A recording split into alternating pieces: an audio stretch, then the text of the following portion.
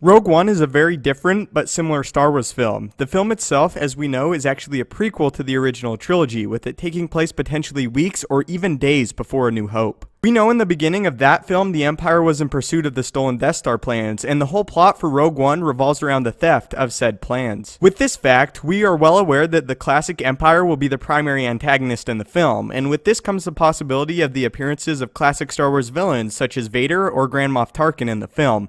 But for the purpose of this video, we will be discussing the possible appearance of the leader of the Empire himself, Emperor Palpatine. Before we got the trailer for Rogue One, if someone were to ask me if I thought we would be seeing Palpatine in the film besides maybe a hologram, I would have said no, but after seeing the trailer and having not only one, but multiple looks at the classic Imperial Royal Guards in the teaser alone, I would say the Emperor showing up is not only possible, but likely. As we have before, we need to discuss the function of the Royal Guards, as they are thus far the most important hint at the Emperor we've received. The Royal Guards answer directly to the Emperor, and the Emperor alone. Their job is to protect him at all times or go on very special missions commanded upon them directly by Palpatine. The Imperial Guards are some of the very rare figures in the galaxy that have the privilege of being in the Emperor's company frequently. Now we must discuss the manner they appear in the teaser for Rogue One. The first we see the guards, they are in the background with a sequence with Donnie Yen's character fighting stormtroopers. Here I would say these guards have been ordered to capture Donnie Yen's character on a direct command from the Emperor, and the Emperor is not actually there himself. The second, and far more interesting appearance by the guards is in a scene where they are present in the background with what some have speculated to be a bacta tank.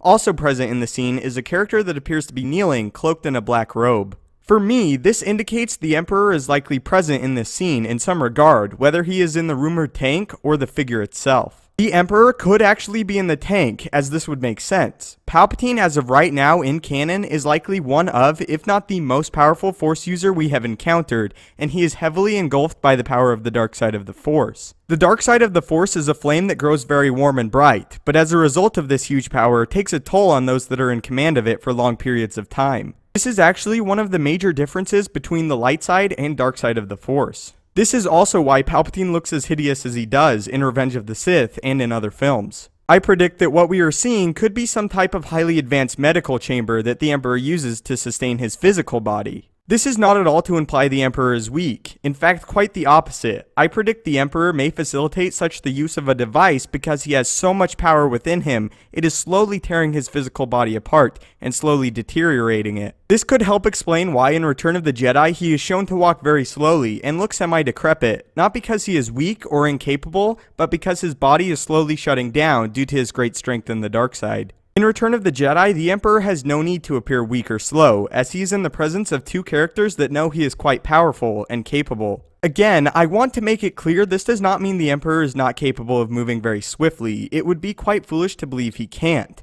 I am simply saying he may not be able to do so without the aid of the Force bolstering his physical abilities. If this is the case, and the Emperor uses this tank or medical device to help sustain his physical state, it would make complete sense. This would also explain away the presence of the two royal guards, as they would obviously be there to protect him, and would also eliminate the issue that many have pointed out before with him being the kneeling robed figure, that of course the Emperor would kneel to no one. I suspect the black-robed figure could be someone relaying the information that the plans of the Death Star have been stolen to the Emperor, or possibly even another piece of valuable intel concerning the rebellion or state of the Empire overall. As far as the Emperor's overall role in the film, I don't suspect it will be a large one. Palpatine always knew his survival was of the utmost importance to keeping the Empire the dominant force in the galaxy, as without him, even with the presence of Vader, the Empire would likely crumble. I think the Emperor's role in the film will be no more than a cameo, and what we are seeing could be him receiving information, then ordering his guards after Donnie Yen's character.